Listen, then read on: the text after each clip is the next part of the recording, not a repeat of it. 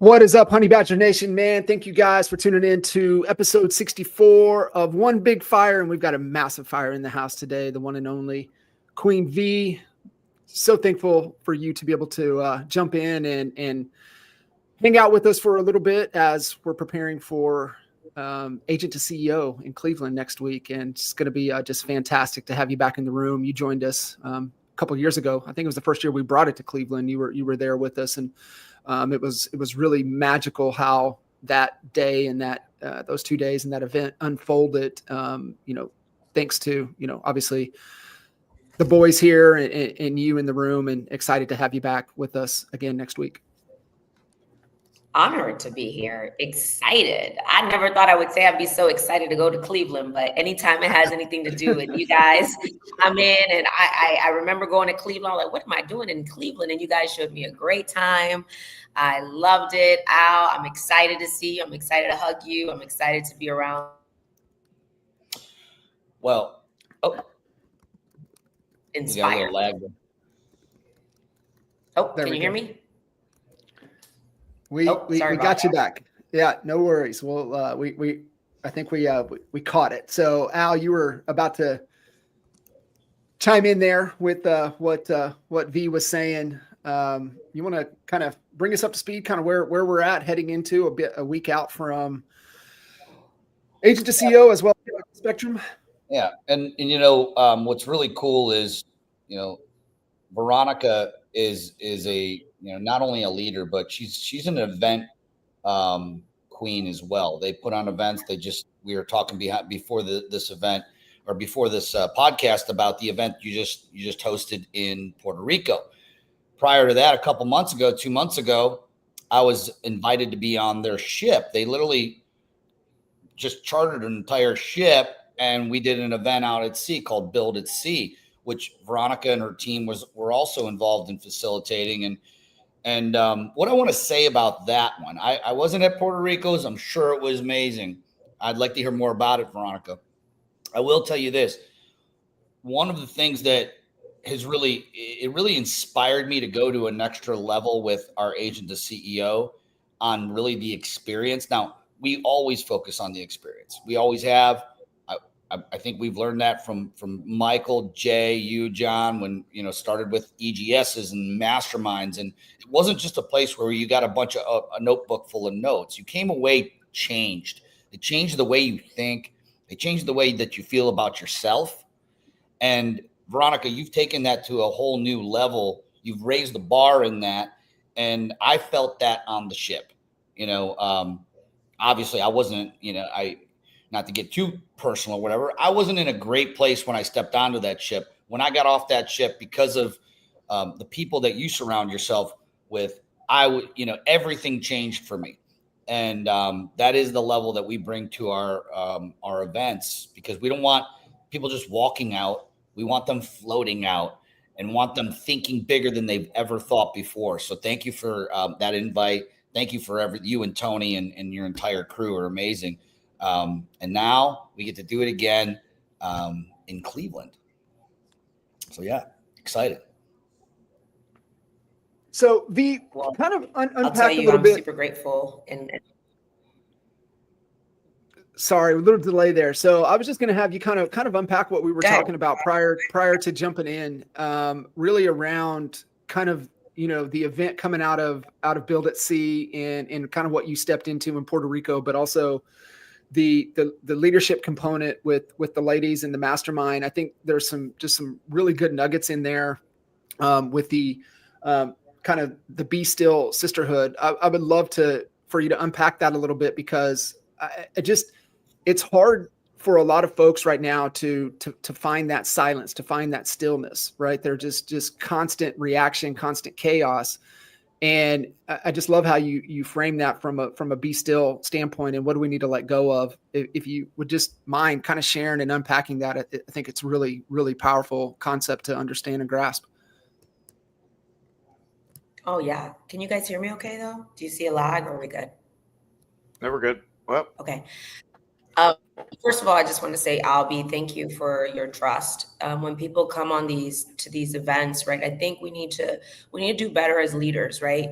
People are investing their money, their time. The most valuable thing that they have is their time away from their family, time away from their business. And I think the conference industry has gotten to a point where they have lost respect for people's most valuable thing, which is their time, their most valuable asset. And I've gotten to a point now that if I am going to invest my time, I really want to make sure I'm spending time with the right people and that it's impacting more than just, something that is just a common, like industry, I would say fad.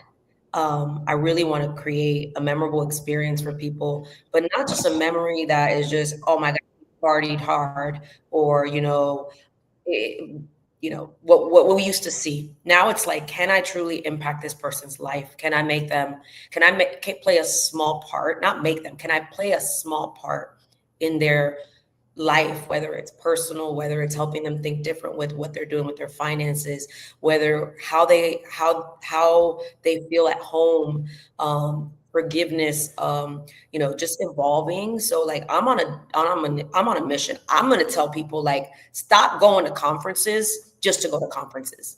Stop just spending your money on, chasing the next shiny object and the FOMO of feeling like you're missing out. And like now they say addition by subtraction, right? I'm looking at my calendar. What are all the things that I can eliminate that are no longer moving my soul, my business forward? And, Al, when we put together that Build at Sea, one of the things that I knew I wanted to do was be really, really intentional about how it flowed, right? Everything from the morning workout groups, for the morning prayer groups, from the morning meetup groups, from the couples meetups, where it's like, hey, a lot of us work together with our spouses. What are the struggles we go through? I don't want to go to a conference and hear from the person up on stage always talking about how they're just crushing numbers. A lot of people who are crushing numbers, they're ending up divorced. Their souls are crushed. And I'm not saying that just because you're doing great in your business that's happening in your life, but some people use business to mask their personal lives. And I've been there. So like where I'm at now, and this is what God put on my heart, is like, what if I could just impact people's lives in a positive manner? Because I know what it is to feel empty. I know what it is to not be honest with myself. And I want to create an environment where we can be more than just business colleagues, that I can truly impact their lives. And Al, when you came in humble, you're someone I look up to. And for you to even trust me and Tony to say, hey, I can't wait to spend time together. And I think one of Tony and I's superpower, at one point I looked at shame from a place of shame, was that we were always vulnerable when we were struggling. We were always vulnerable when we were going through challenges in our lives. And what I thought at one point was a weakness, I realized was part of my story, to help people know, like, look, I see you and I'm a safe place for you. If you're ever going through something, I'm never going to judge you. I'm here to let you know we're human beings first. So Al, when you reached out to me and said, hey, V, I can't wait to spend some time with you guys. Always, excited to see you and Tony. You guys have always been someone that I look up to, because you've never been afraid to be open and honest about some of the areas you guys have struggled in. Sites. I'll just use an example, like, our marriage, or my son when he went through rehab, like we were always open about those things. And by the way, we've been shunned about that too. But it really has given me, just this belief that if I could just connect with people on a human level, and I could let them know, like, real estate is what we do, but we're humans first, right? And if I could pray for you, or if I can let you know you're not alone, or if I can let you know how we overcame certain things, I hope that I can just make an impact in your life. So this cruise that we did had a layer of business development, infrastructure. Like, we did an implementation lab. We rolled up our sleeves. Let's talk about your database. Let's look at your database. Let's look at your processes. Where are you using AI to scale? How are you using AI to be more human? But what was not expected were the moments where we actually say, hey, by the way, we have a prayer group in the morning, and if you'd like to join us. It started off with maybe 10 people. And the last day, it was nearly half the entire conference attending the prayer group, especially in the light of everything we've got going on in our country, right? We need more prayer. I don't care what you believe in. We need more prayer. We need more connection. And we need to know that we have community, regardless of what our differences are and whatever we might be going through personally. You have community you can lean on. So, and Al, you walking in and being open to just connect with us at that level, that's real leadership. Because people look at you, you've made it, you've built one of the largest organizations, you are that person that we look up to, but you also are humble enough to say, like, I'm here with you in community, and I too need to grow in certain areas of my life. And that's what, to me, true leadership is. And from there, it's just, this year I made it a point that the experiences that I would create would be more deeper connection, more true stories, and less about shoving success down people's throat if they're broken inside. So that is important to me. I don't know if you guys can hear me. I hope that it's not lagging. But I just want you guys to know, like, that is where I stand. And I know what it is to be number one in the world, but I also know what it is to be number one, but yet broken, because I was masking my success. I was masking my pain and success. But if I can help people have a beautiful balance where you could still be the overachiever, but like Abel, who was on that ship, says, hey man, I document every morning when I take my kids to school. He has triplets. If you don't know Abel Gilbert, you need to know him. He has triplets. But it started off where the kids, because he has got triplets, would fight about who was shotgun in the morning. And because he couldn't keep up, he started documenting who was riding shotgun, right? And then it started, he realized these are memories. These are memories for me and my kids. These are memories that I'm documenting. And guess what? I won't start my day without my prayer, without my morning goal session with my wife, and without documenting and celebrating that I take my kids to school every morning. What are the little things that we could do, right? And from him sharing that story, and Nick Krem coming on and teaching us how to use AI to become more human and to find who we really are. And people wrote their life anthem as a result to learning how to tell themselves, a little bit more positive things to themselves. And some of you guys are using AI just for automation or to really scale your business, but using it as our gratitude song, that when we wake up in the morning, we have a song playing in our mind to remind us that we were meant to do wonderful things in this life, right? And some of us wrote a song to our dying mother who has cancer and dedicated a song to them. Some of us wrote a forgiveness letter to the person who hurt us, and it's a healing. It was healing. And now we have a playlist that those of us who bonded on that ship, we know each other's life mission. We can hold each other accountable now. We can say, hey, how are you doing on this area of your life that you were struggling? Because we were able to write up what I would consider, and Al, you tell me if I'm wrong, some of them were Grammy Award winning worthy songs that I would say I would listen to that as a playlist. So that ship, that cruise inspired me to stop playing small when I have the biggest responsibility, when people trust me with their most valuable asset, which is their time away from their family, and that I have the one opportunity to make an impact in their life. And that is what Be Still Sis also, where that came from. And that is something sacred. We locked ourselves in a room for 3 days and just got real honest about where we're playing small in life, in our families, in our faith, and in our business, and who we surround ourselves with. What are the toxic things that we allow in our mind that are infecting our businesses, infecting our relationships, infecting our families, and declaring that we have permission to have accountability in our circle. Yeah. And that's what that's about. Yeah, it is. You're muted, Al. Oh, sorry about that, John.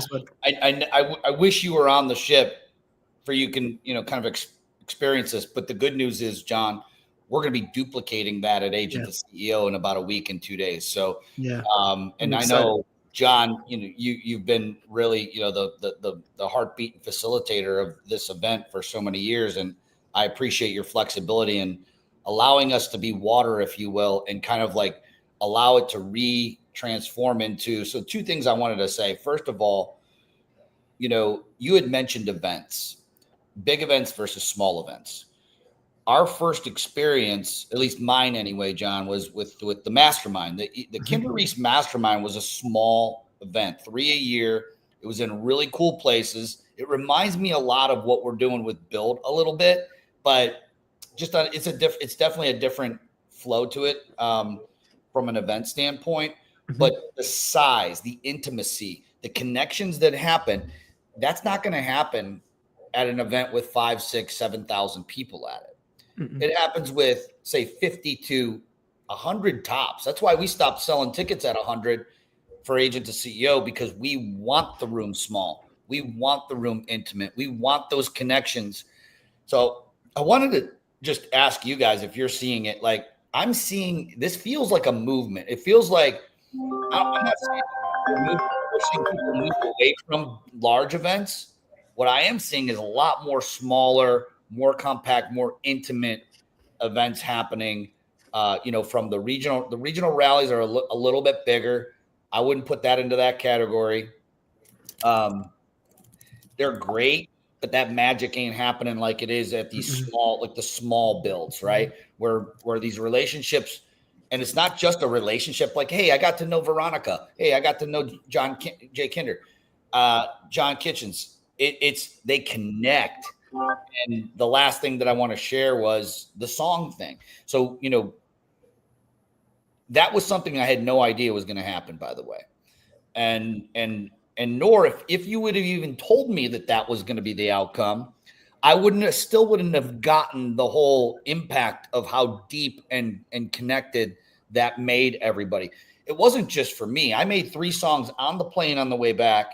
I literally listened to them sometimes twice a day. And it still impacts me every single morning. Before the gym, that's what I'm pumping into my brain and my subconscious is what I'm facilitating in my own life 5 years out, where I want it to be and what I want it to look like. Also, what I don't want it to look like. I would have never, even got it if you would have said, hey, we're going to go on the ship. There's going to be lots of good speakers, and Nick Krem's going to come up and talk about AI, and you're going to walk out with a song or two. Like, until we live this, which we're about to with Agent to CEO, it's not going to have the luster in it. But I'm excited for everybody who's going to be there, to experience that. And what you said, V, was it connected everybody. That was something that I didn't really kind of think about. I mean, of course, I knew we were connected, but the songs, how everyone was sharing their songs, very intimate things, in these songs. It's because it's not just where you want to be in the next 5 years. That we call that the perfect day. We're recoining it. Hopefully Nick Krem doesn't mind. Perfect day was a Frank Kern exercise we've been doing for years. And John and Kinder told me about it a long time ago. But this is 2.0. This is the perfect day, Frank Kern's perfect day on steroids. And it goes beyond where he left off, where he's kind of laid the foundation. This picks up and it's just the sky's the limit on it. So yeah, because perfect day just pulls out core identity, who you are at your core, and just creates a level of awareness. And now once you have that level of awareness, then you have power, right? You have choice. You can do something about it or not. Whereas the power of utilizing AI as kind of that thought partner to help you navigate and pull things out of you faster, to me is the magic, because now that brings it to life, right? And then it puts it into positive reinforcement in the form of music and song, to where now you're hearing the reinforcement. And so important, right? What we hear starts to play the tape recorder in the back of the mind. So being able to fill with, the stuff that's going to serve us instead of, just whatever noise and junk that goes in. But there's obviously, Al, what you were saying, but even with UV, right? So looking back over, all the years and all the events and everything that we've done, we kind of set the stage, and a lot of things unfold. Like you said, the prayer groups just became bigger. Like we didn't really intend that to be, but there's a great book. And I pulled it up real quick because I don't know if you remember, but it's called Moments of Impact. And it's about designing, and obviously there's some design and some intent. There's some structure. There's like certain people next to certain people, just so you can find differences and where things are in common. So there's a little bit of design, but the magic happens to your point when you can come in and just be vulnerable, right? And you can just be transparent and you can just let that go. And Al, to your point, that doesn't happen in massive rooms. That's where the power of the tribe comes in, when you get the smaller intimate to where you can really connect and build the trust fast versus in those big rooms. And so I'm, obviously Agent to CEO, a little bias, is kind of one of all-time favorite events throughout all the masterminds and even Kitchen Table. But it really is, because it takes them on a journey, like you were talking about, right? From a business standpoint, it takes them on a flow and a journey. And that's why we end with leadership. And that's why we end with self-leadership, because I just don't believe you can coach and lead another human until you can lead yourself first. And first rule of leadership is lead by example, and, be the example. And that's, I'm really excited for what we have in store and for next week.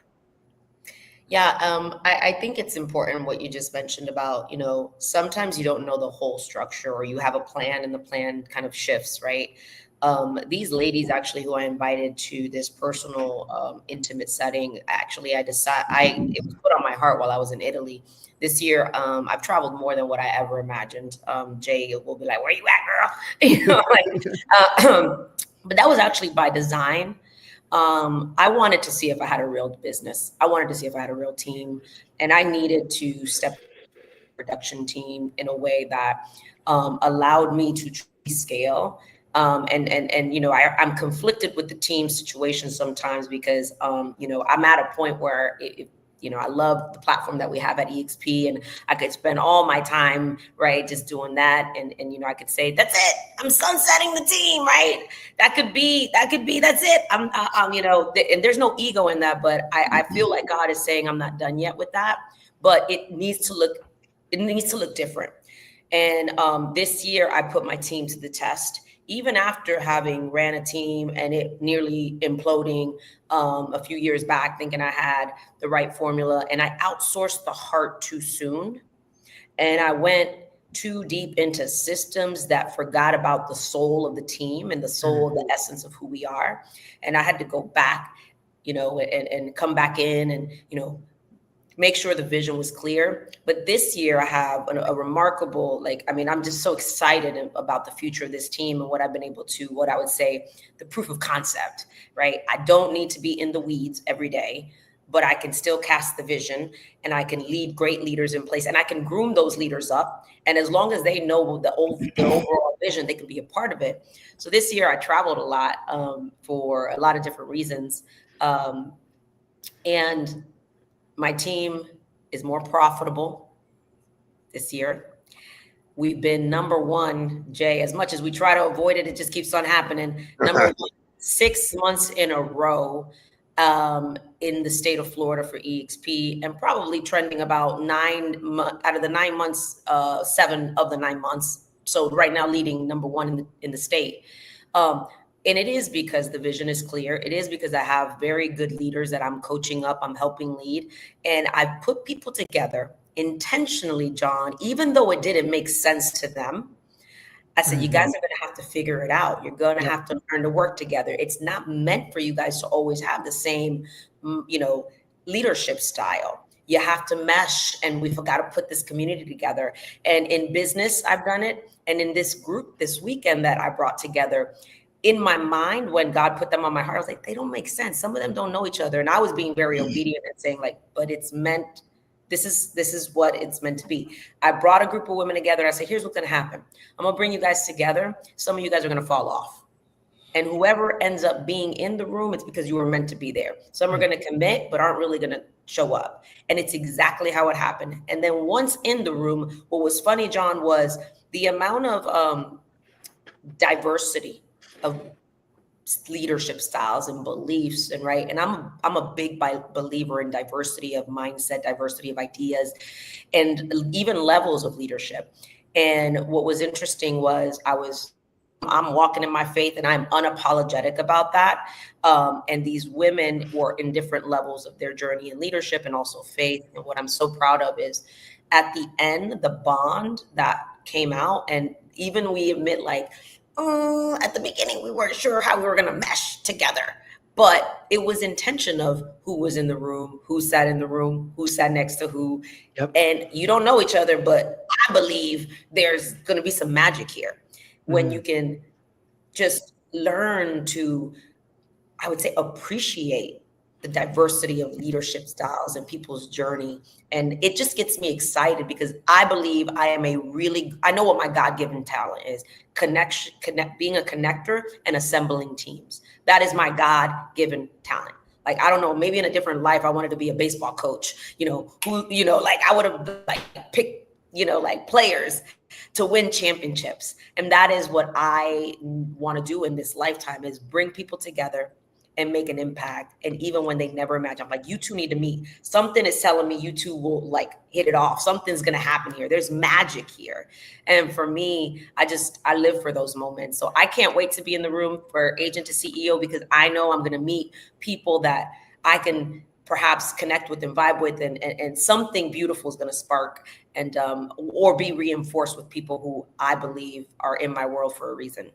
Yeah. Love it. I love that.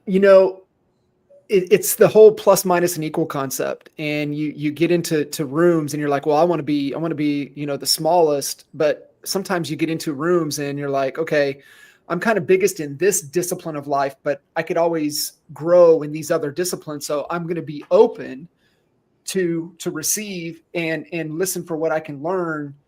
And it could help me in another equity of my life. Right. And so I think that's just an important reminder. And what you were saying there, that was where my mind was going. I was like, plus, minus, and equals, right? There's somebody that's a little bit further ahead that can pour into somebody. There's somebody that's just kind of at the bottom looking up for somebody to pour into them. And then there's that running mate, right? Like, I got you, V. I'm gonna text you every day. I want you to text me every day. We're gonna hold each other accountable and gonna do this thing. So it's so good to what you just said right there. We can always learn something, right, from someone in some area of our life at any given time. You know what that reminded me of? What V just talked about, Jay. It kind of reminded me of two things, actually. The diversity of leadership, and when you said that, the question that entered into my mind was, okay, is it healthy to have different styles of leadership? I think it is, but what binds everyone together? And it reminded me of NAEA. And man, when I used to just come visit you guys as kind of like a client, but more when I became one of your coaches. And man, there was a lot of diversity going on in there, with different personalities, different leadership styles for sure. But there was one bond that bonded everyone together. It was their core values. Said differently, it's their beliefs.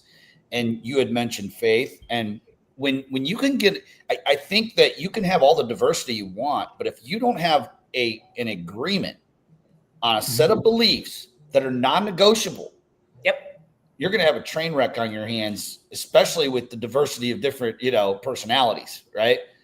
Oh, my God. Jay, I'd like your input on that, man, because, you all assembled a pretty amazing team of misfits.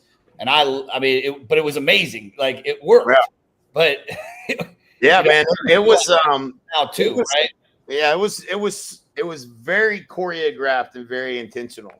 Almost to the point that I didn't even really understand that it was going to work how it worked. Right. Like we just got so good at hiring the wrong people that we got really good at hiring the right people.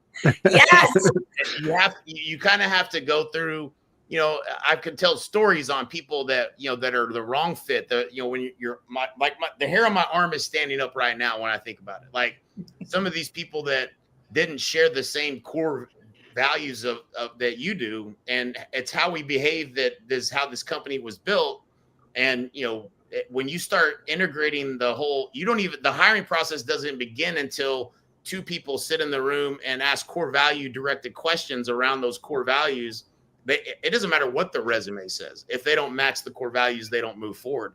And I saw that happen, and then you go around the system and try to hire somebody and bring them in, and it's like it'll kill the culture. Like it's like, it's unbelievable how the wrong, and when you got somebody on your team that vouches for that person, and then they're a day or two later working and doing something, and they're like pulling them aside and be like, listen, motherfucker, I put my neck on the line for you. Where you're like, you don't make excuses. Like the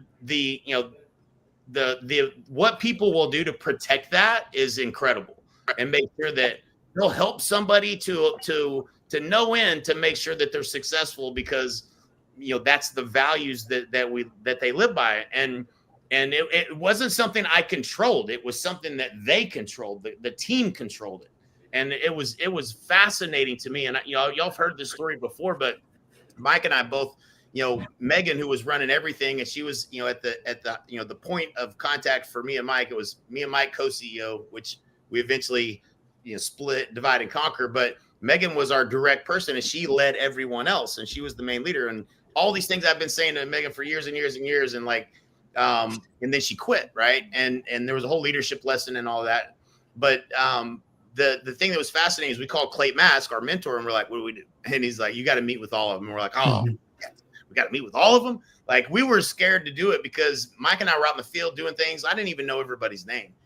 And I sat down, I started sitting in those meetings with each individual person, and they were all saying the shit I say all the time. And I was like, this is unbelievable. They literally had been being led by Megan, who was led by us, and she was leading them the same way we led her. And it was such a great evidence of leadership, and the absence of, when someone leaves, then they leave a place better than what when they got there. That was what we were experiencing. Was like, she's literally been leading people as good as they could possibly be led, lead to the core values. And it was fascinating to see. And it was like, we all knew each other, and we didn't, but it was something I was scared of, but then it was probably the best example of a great leader that I had ever seen at the time. And so, but that culture was real, man. I mean, we fought for each one of the words on each one of those core values on those posters on the wall, and we lived them day and night. And that was who we were. And there wasn't anybody that was allowed in that didn't have them. And even to the point, like one of ours was get shit done, right? Just get shit done. Like, we don't want to make no excuses, 100-0, get shit done. And then we would go in and be like, should it be get stuff done? No, maybe shit's not the right word. No, motherfucker, it's get shit done. Like, if you're going to be offended by us saying get shit done, then you probably ain't going to fit in around here. Like, and that was true. It was true. You weren't going to make it by that. It was just a word. Right. And so it was fascinating. It was really, it was a work of art when I look back and think about it. And when you're in it, it's amazing. It feels so good to be around people that behave the same way, and are willing to go, go the extra mile, make, add value, make a difference, always making the right decision, do the right thing. You try to integrate these things into your life, and you try to teach it to your kids. But when you got a work family that vibes like that, man, it is a noticeable thing. And we learned all this by going to Infusionsoft and Clay Mask. And, we watched a company bigger than us build that culture that they had, and we learned from that, and we went and built it because of that. But it's not something you see in every company you walk through the doors. That's for sure. I think that's what I when I think of the honey badgers, right? And I think of those who are like the real die hard honey badger ambassadors. Like Jay and I always kind of just talk about, he's like, dude, that's such a honey badger move. Like it's just, again, you just know what it means to be a honey badger. And I think we're just scrappy, we're just like just willing to do whatever it takes. Right. And I think that DNA is very similar to when you're building a team, or you're building a mission, or you're building a movement. You just know who has that DNA. And there are people who say they are a honey badger, and then there's others who they embody being a honey badger. And I think you guys have just done a great job. And I think even like people that are, again, building teams, right? If you can just build something with that type of mission and you just that DNA that people just embody it. And I think my team that I'm super proud of is like, I have some core leaders that they live and breathe the big team, like they're like 13, 14, 15 years in with me, 6 years in with me, 8 years. And I'm like, why do you stay? And I'll ask those questions. I'm like, like, tell me. And they're like, pero like, we're Fig Team for life, like we really, and then the acronym of it, right? People are like, sometimes like, it's just Figueroa short. Like, no, there is actually a meaning to it. It's like family, inspiration, and growth. Like, how are we, how are we impacting you? And what are we doing to inspire each other to keep on going and growing? And I mean, like, we have people who have, stop drinking. We have people who have, like, finally got out of their, BS excuses and like they're growing and they're finally reading books. They're finally like, accepting that there is an evolution of who we're supposed to be as leaders and from who they became to who they are today. I'm like, that's what we represent. Yeah. Meaning inspiring them. And I just think you guys have done a great job, especially with Honey Badgers of, again, in NAEA and watching your guys' brotherhood. The bond that you guys have is a prime example of at least what I know I want. Like, who's my running mate? I got some running mates that I'm like, these are my die-hard people, right? And you guys are like, people be like, Kendra Reese, Michael Reese, Al J, Michael Kitchens, like that's something that's really beautiful. And I think you guys have really set an example. What I love, Jay, we've talked about on the golf course. I'm like, tell me when it wasn't good, right? Tell me about how to overcome that. Because a lot of times people think things are supposed to be perfect. But what I respect is when things aren't right and you grow through that. Because you can't tell me that there has never been a disagreement. Oh, yeah. You can't tell me that there hasn't been a breakup, that there hasn't been a moment that you had to pick up the phone and say, hey, how do we fix this? Yeah.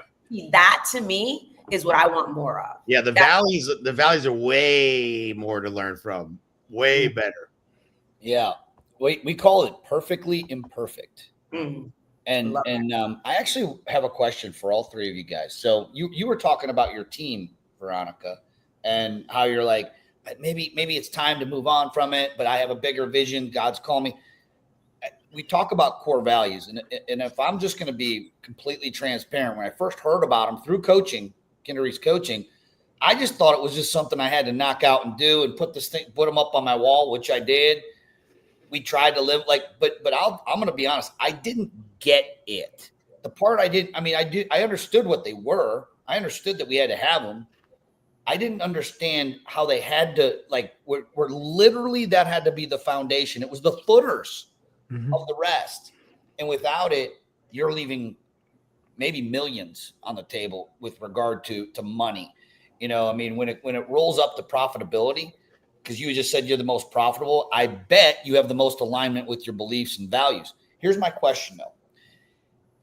It's not that difficult if you have a team of, let's say, 10 to get everybody in alignment, right? I mean, it's just 10 people. It's not too difficult, right? So when you're thinking about core values, your core beliefs, your do's and don'ts, your non-negotiables, and you're scaling to what we were kind of talking in our private chat about, what is the next level after the mega team? What's that going to look like? What's it going to be called? And we shot around the word enterprise, but whatever it's going to be called, right? What happens when you have 100 people on your team, 200 people on your team, 300? We have 14,000 people in our Honey Badger Nation family in the Facebook group, and we struggle. I couldn't tell you if every single one of those people were aligned with our values or not, to be really honest. I doubt all of them are. That's what I want to solve for next week. What do y'all have to say about that? I'll just throw you the curveball. Go.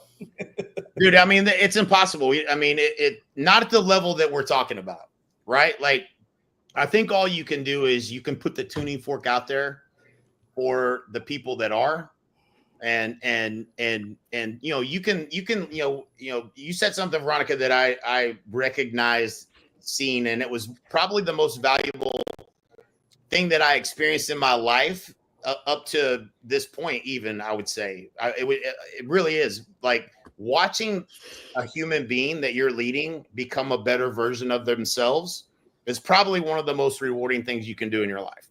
Like it really is. And seeing who that you people living up to what they're capable of is fascinating. It's a fascinating thing. And then you get to play a role in it is a blessing. So I don't know that from 14,000 strong, I think we can have a tuning fork to the, the ones that vibrate at this level, we all kind of, you can feel it. And I think that's all you can do. I don't think that we don't have the kind of process of weeding out and who we let in and who we don't, and we don't control it. And so there's certainly going to be people that are not all of the same core values, but I think all you can do is you can speak, you can speak put the signal out, that's all you can really do. The reminder to your question, Al, is, the core values, they attract, but they also repel. And to Jay's point, the more that you can tune that fork and amplify what the values are, what does Honey Badger Nation stand for, what's the mission, what are our values, what are our shoulds and should nots, that will send through. The big thing is, you look for those that want to lean in, and you help them lean in more. And that's where the leaders creating leaders, that was one of our values at NAEA as well. So you're just pouring into them. But the reminder is that you want it to repel the people as well. And that's why fewer core values is better. But the rule of thumb is that people have to be more than 50%. So if you have 5 core values, they have to match 3. Non-negotiable, they have to match. They don't have to match the other 2, but there's 3 that they will die on the sword with you with. And that's really what you're looking for. But when you get to that big, you're definitely not going to have all alignment. At 10, you can probably get, if you have 5 core values, you can probably get 10 people that have all the same 5 core values. But you get to like V size, you get to, where Kyle's at, you get to, the bigger organizations, man, you want to tune that fork out there as much as you can. And then you got your ride or diers, right? Like V was talking about, and they're going to continue to press that message as well. And you'll repel, and that's what you want to do. All right. I'm going on Amazon. I'm going to get me a tuning fork. Listen, I live this every day with my team, and again, even people are like, how do you run your team and you're not physically there every single day? But they feel my heart. They know the vision. Every Monday, no matter where I'm at, I host my morning huddle, mindset, motivational Mondays. I do not waver. That has to happen. And in light of everything that's going on right now, and we've been kicking off our morning Monday huddle for about a couple months with prayer. And, we had someone the other day say like, kind of makes me feel uncomfortable. And I said, I respect that. And, let's talk through that. And especially this week when everything obviously was going on in the world, I had more people reach out to me and say, thank you for not wavering and for, being the way I am when it comes to being open and honest and vulnerable as a leader. And, I think it's Jay, you said, right, it's impossible, right, to get everybody to be, aligned with our core values. But, I think what's important is if you could just be true to who we are, like what this mission stands for, like people are going to they're going to armor up, they're going to rally with you, and they're going to make it stronger. And it's true. People will either feel uncomfortable. They're like, I'm out, but that's okay because you're so principle based and you're so clear. And by the way, companies and teams and visions, they go through seasons, right? Like Jay says, the valleys, right? And it's okay right now in this moment to say, hey, we're reigniting this fire. We are so excited. Who are the honey badgers we don't know about? Like, who do we need to celebrate? Like, who do we need to connect with? Where's the next wave of leaders? Like right now, I'll tell you what I'm on a mission on. And I've said it loud. When I got these ladies together, I was like, I am no longer the leader that wants to lead from the front of the room and be the one on stage and the one celebrated. It actually like kind of irks my my soul right now. I now know I'm following my mission to be in the back of the room and bring talent to the front of the room. I'm no longer just Veronica Figueroa. I know I'm a platform to discover leaders. I'm a platform to help shine the light on leaders. So I need to go out there and find those leaders and understand their story and celebrate them and help them scale if they have or an idea inside of them that they don't even know how to execute on. And then from there, I'm gonna help them. That is my God-given talent right now. So like, but I'm getting louder and louder and louder about that. How am I doing it? Guess what? Interviewing more women, highlighting more leaders. So like, that's my mission statement right now. And I'm just gonna get louder on it and amplify it. So I just think we just need to, how do you do it? You amplify your mission and the vision, even if at one point you were silent about it, get loud. Something has to reawaken, and we got to get louder together. Let's get I love loud. it. I love it. Oh, it's awesome. I got to jump, guys. Thank you. Hey, have a great day. Awesome.